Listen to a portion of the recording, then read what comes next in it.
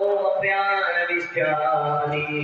योजानविन्दते हरि अक्षतान् समर्पयामि धूपचरणं कृष्णो दूर्वान् पुराणेषु हरितान् मङ्गलप्रदान् अनेकास्तां पूजार्थं ग्रहाणां पूजन माल्यानि सुगन्धिनि मालित्यानि वैभवो मया हृतानि पुष्पाणि पूजार्थं प्रदेशयताम् एक समीपत चलाने आमंगला नामस्य शम्नि सम्नि दुष्कृतदोषोपनाशने धन्याप्रदिनं शम्नि शुभा एक वेद करके त्रिदलं त्रिमाकारं त्रिनेत्राणि शतकायवां